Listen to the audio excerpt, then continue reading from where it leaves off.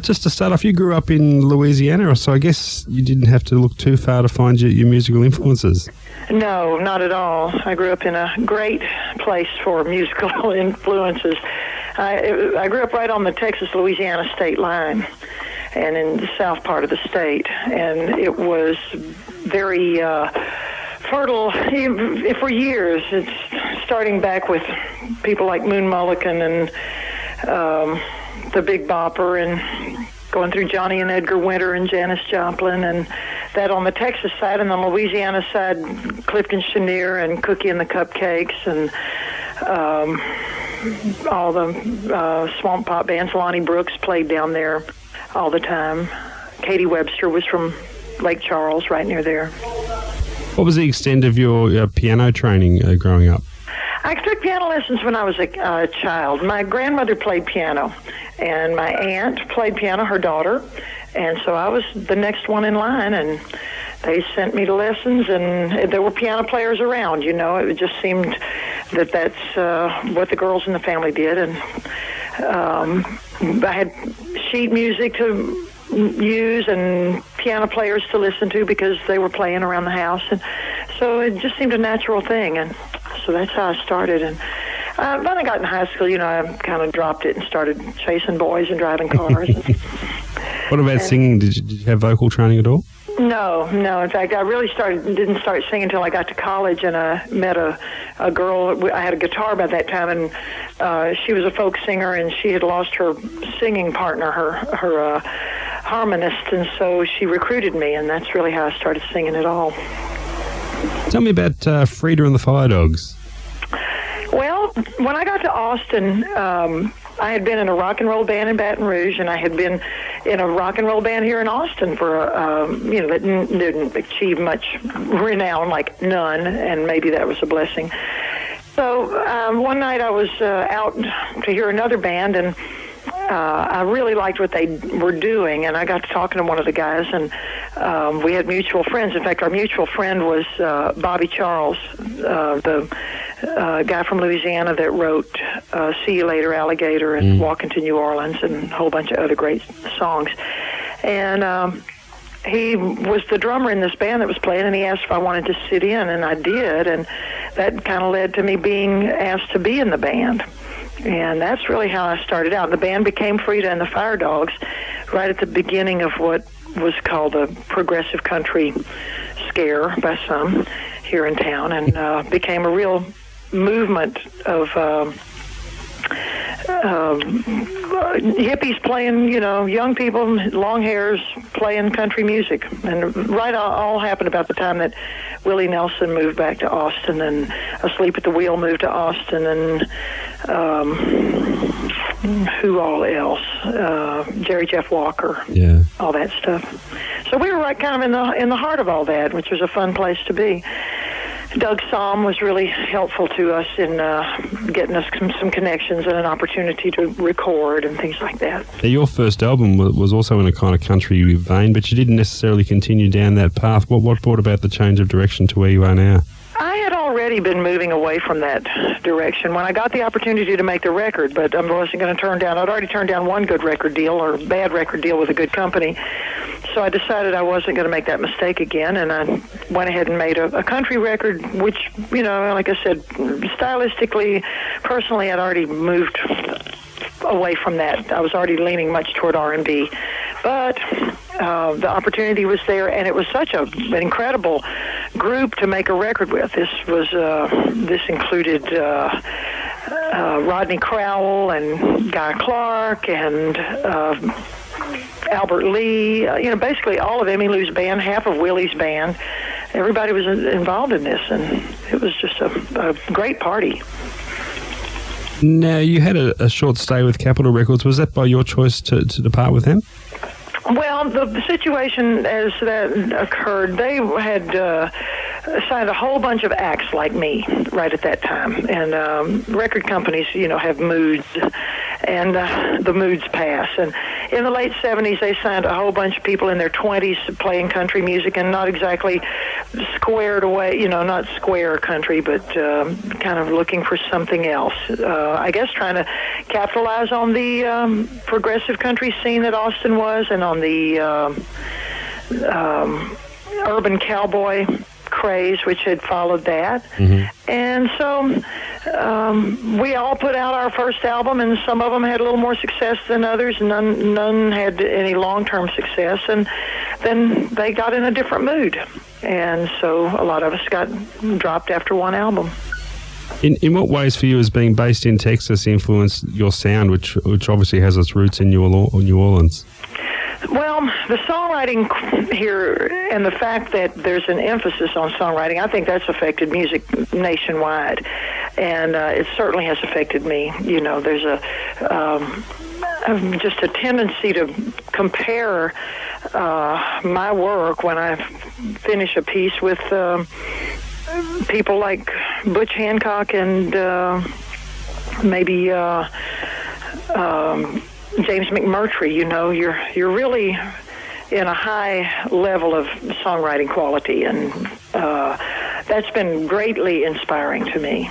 Plus, Austin has a wonderful pool of musicians to draw from, as does New Orleans. You know, I mean, I've recorded in New Orleans as well, but New Orleans, you know, I've always kind of thought that each town had its distinct personality, and New Orleans is a piano town, a horn town, drummer town, and Austin is a guitar town. And you know, we've got plenty of we got great keyboard players and rhythm sections too. But so I kind of go, you know, for one thing from one town and something else from the other, and I can't tell you how lucky I feel to be able to have all of that. It is a real songwriter's territory there. What do you think it is about the place that has songwriters gravitating to it like that? Well, starting in the early 70s, this just was a magnet for all the musicians, especially of our area, and especially in the South. Austin was so much more liberal than every place else that in the South. So if you wanted to stay in this area, you would naturally come here. And then I think it just, you know, it breeds upon itself. And those Lubbock guys came in, Jimmy Dale Gilmore and Joe Ely and Butch, you know, just full-blown talent. And Guy Clark was from Texas, and, you know, he's been inspiring to everybody that has worked with him or known him. And James McMurtry's roots are in Texas, and he came back here. So it's either a coming home situation, or Austin just became the gathering place because it just started happening here. And Willie had, I think, a lot to do with it. The spotlight came to Austin, and, you know, he's no slouch of a songwriter himself. So, you know, he could be the godfather of this whole serious songwriting movement that is in Austin. And, you know, we know commercial success has to a certain extent eluded us. You know, there's nowhere near the kind of renown for a song like Did You Ever See Dallas from a DC-9 at Night, or She Never Spoke Spanish to Me, as there would be for Achy Breaky Heart. But I'll tell you which one. You know, which songs are... That's not a difficult choice. No. Now, you've had a long association with Rounder Records. What for you has made it the right company for you to deal with? Say that again, please. You've had a long association with Rounder Records. Uh-huh. What for you has made it just the right company for you to deal with? Well, since pretty much the very beginning, they've let me do what I wanted to do. And they are people who went into the record business because they loved the music. And I've been with them since '83, and at first, you know, I was the first record I made was pretty much just the record that I needed to make after 10 years of, you know, collecting material, and it was bluesy, but it hadn't started leaning so much in the New Orleans area that I went into immediately after that. And we're just compatible because they love that stuff too. They've really mined New Orleans and Cajun country. You know, they do so many of the Cajun and Zydeco bands, and they've done so many of the New Orleans bands. So musically we're compatible, and business-wise we've been compatible because they just let me make a record. They don't ever say, hey, I don't hear the hit, you know. Yeah. and or you need to do this or that. They've pretty much let me make the records I want to make, and then gone out and pushed them like heck. And I guess you've been in a good position too to sit and watch the label grow as it has. How does it compare now to the label you began with? Oh, it's much, it's enormous in terms of the people that work there and in terms of the reach and grasp that they have of the business. And I guess they are so big as an independent. It's, they're probably the gorilla of the independent world. These days, they release many records in many styles, too, and they've had some success. They had some really big hits with Alison Krauss, and that's been good. That helps them economically. And that basically, they pass the bounty on to their other artists. I mean, I'm one of their bigger selling acts as well, but, Alison really had hits. Talk about the development of your songwriting. Was there a point in time when you really felt yourself becoming comfortable and confident with a songwriting procedure? No. It's still hard. Every time I sit down to write a song, I try to remember how I did that one that I liked, How did I ever do that? I don't know. So, no, it's magic. It's voodoo, and I don't know how it's done. And I just go sit down at the piano and hope that a song falls on me every time. Do songs sit with you for a while before you actually get to put them down? Do you try to act? Some of them do. Some of them percolate for quite a long while. I guess touring a lot, you wouldn't have the opportunity to act on ideas as soon as they come to you, I guess. Well, you write everything down. That's the lesson you learn right away. Write it all down. But then, no, it's getting to the keyboard in the middle of, I don't know whether the road or the house is worse for being distracted away from the music part of it. But it's just I think I need a hotel room somewhere, which I know that great songwriters do that. I know that people like Dan Penn, go find a writing shack somewhere and get away from the phone in the house. What about when choosing other people's songs to cover? Do you have a specific criteria that you work by there? I have, it just has to speak to me. It has to be something that is real for me to say, I guess. And a lot of times I call my friends, and I'll be talking to them and they'll say they've got a song, and that's how I get one.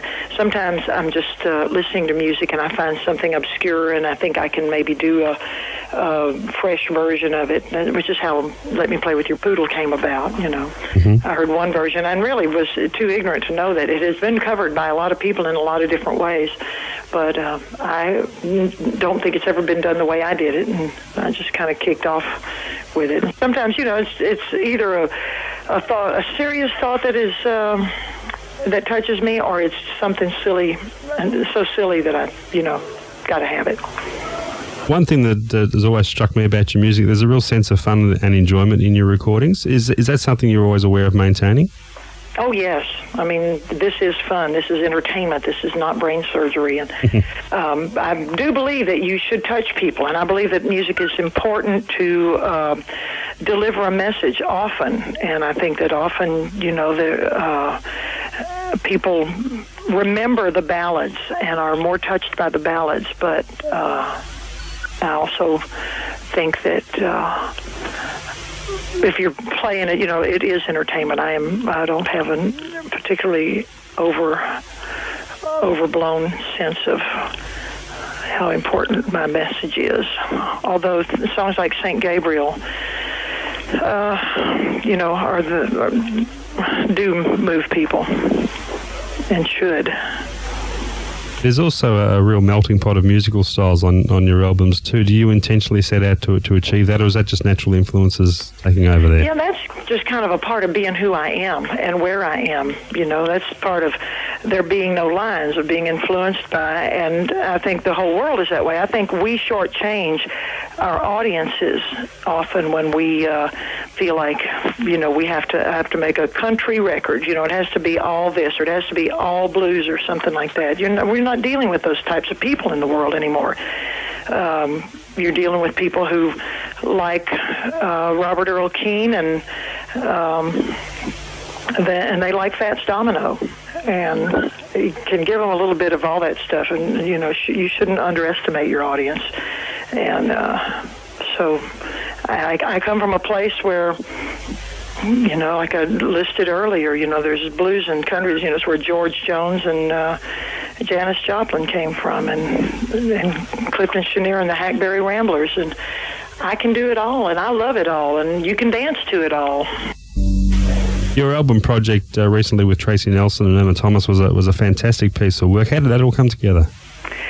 Well, we found ourselves all on the same label, which was the serendipitous part of it. That was the good luck part of it. And I had made a record a few years ago with my friends here in Austin, Angela Straley and Lou Ann Barton. That was a great record. Okay, I'll just go ahead and say it. It's a great record. And and a real fun project, and got was very well received. Won an Indie, a NARD award, for independent record, and all that good stuff. So I know that Rounder really was hoping to get an opportunity because it was on Antone's. Those two women were on Antone's records, and it was a side project for me. And so I knew that that Rounder would love to have done something like that. So when Irma and Tracy and I found ourselves on the same label, and of course, I can't tell you enough how big an influence Irma Thomas has been in my career and in my life. I've been wanting to be Irma Thomas since I first saw her when I was 13 years old. And Tracy was pretty much the same way. Heard her first when she was about 18 or something, and immediately started doing her material and looking for her, chasing her down, finding her in South Louisiana and going to her gigs. And so, for several reasons, it was a great project for us to get to do. How did the live shows for the three of you work? Was there much of an adjustment for you all being used to fronting your own shows and then to having to share the limelight? Yeah, it always is. But at the same time, I found it with that first project that we did like that, when you put a group like that together, people's response it seems to expand in proportion to this show. The limelight seems to get bigger, in other words. It just has an effect that is beyond the sum of the parts, and I guess is the way I have to put it, so that you are sharing the work, but people's response is so great to what you're doing. I mean, on one hand, it's easier because instead of going out, and for me, I do long sets all night. Instead of singing 30 songs a night, I'd be singing 4.5, or four songs and 4 pieces of songs or something like that, and so in one way it was easier, and on the other hand, we had to work out what song was going to close the show, who was going to get the standing ovation, who was going to be out on stage at the end, who was going to be first out, and all that stuff. But we managed to do it, and we're good friends at the end, better friends than we were at the beginning. So I think that speaks well of how well we worked it out. For sure. I get the impression that you're someone who really thrives on live work and contact with an audience. How do you cope with being locked away in a studio? Are you comfortable in that environment too? No, I don't do it very often. That's why my records are so rare and occasional. I don't go into that environment too willingly. And I like to work the road, and I tend to fill up all the little holes on my calendar, and then I have to punch holes in to make records, and so it's something I have to fret over. And you have to have the material to record too. I have to be writing and all that stuff. So and it's so permanent when you have recorded it. That's what everybody's going to listen to. It doesn't matter that you have entertained a bunch of people for, a long time, and it's really, you're going to be judged on that record, and that's difficult to cope with. Now, I was reading about your special Pianorama shows. They sound like a lot of fun. Can you tell us about those? They're a blast, and in fact, we do a cruise in January. We've been doing a cruise for. I've done 8 or 9 of these now. Delbert McClinton sponsors this one that we do, and we go out for a week in the Caribbean, and they heard about Pianorama, and there are always so many good keyboard players on the cruise because Delbert has usually 2 good keyboard players with him, and we've had Leroy Parnell with his good keyboard player and Asleep at the Wheel, and Nick Connolly, who goes as he's one of my Austin Pianorama buddies, and so we even started doing them on the boat on the Delbert cruise. But we get 5 keyboards and set them up in a club. There was one that was taped. It was online with a group called BigJam.com, and I'm not sure if it's still available, but you could. They actually filmed it and were streaming it. The players, besides myself, are Johnny Nicholas, who's played with Snooky Pryor and has had his own bands for a long time, and Floyd Domino, who just won a Grammy for the instrumental country song that with Asleep at the Wheel this last week, and Riley Osborne, who plays on all my records and plays on everybody's records, including Willie's new blues band record. Willie Nelson has a blues record out, and Nick Connolly that I mentioned earlier. So there's 5 of us, and then we have all these guests. There's a guy in town right now who used to play for years with Johnny Cash named Earl Poolball, and he comes and plays. And we have an 18-year-old kid who's fabulous named T. Bonta, and he plays, and all kinds of keyboard players. They're a very spontaneous kind of show by the sounds of it. Oh, yeah. We never know what's going to happen. Somebody just starts a song, you know. We do a lot of boogie-woogie, and we do some jazz, and, you know, it gets over my head sometimes, and I jump off and let somebody else play, and then I'll go back on, and we'll play Professor Longhair, and I'll baffle them for a while, and then our friend Dude Skiles will come along and play, start classical and end Latin and scare everybody to death. What about your own band, Marcia? What's the makeup of your own touring band these days? I have my bass player of 18 years now, Don Bennett, and a fairly new roster in the rest of the positions. My drummer, Keith Robinson, who's just most excellent, and horn player Brad Andrew, and my new guitar player is a guy named Pat Boyack, who has several records of his own out on Bullseye, Rounder's Bullseye label. Just an incredible guitar player who got tired of running his own band. He doesn't really sing, so he was always kind of having to put all that together, and he got tired of fooling with it and joined my band. So we're hot. Oh, great. Any chance we'd catch you down here in the foreseeable future? Oh, I wish. You know, we played the Byron's Bay Festival 2 years ago, and we played a club in Sydney when we did that. But, no, I'm counting on you working something out down there for me. Oh, we'd love to see. We're in festival season here at the moment. There's lots of great where you just slot in beautifully. Think of us for next year. I know people, you know, I think are pretty much down there right now. Yeah, they are, yeah. Do you like to road test new material before recording? Say it again? Do you like to road test new material before actually getting in the studio and recording it? Yeah, I do. I prefer to. Sometimes I'm trying to get it together very much at the end in the last minute, but it's better if I do them. But oh, Lord, there's a fine line there. Because you don't want to get tired of them. You don't want your audience to get tired of them. Mm-hmm. You know, have them be too familiar to your audience before you've even recorded them. But sometimes, you know, you throw stuff out and and if people start asking for them, then you know that's, you know, you're on the right track. And I've got a couple of those going on the next record that are that way. You know, when people come and say, "What record is that song on?" You say, "It's on the next record." Then you know you're on the right track. And how far down the track are we looking for the next record? Oh, fall, I suppose. I've got to get in the studio. I hate it. Can't put it off forever. I hate it. Okay, Marcia, look, thanks for your time. It's been a real treat speaking with you.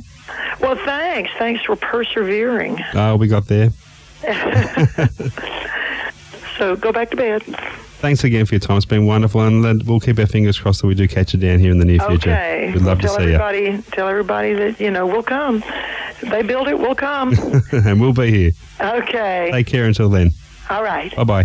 Bye-bye.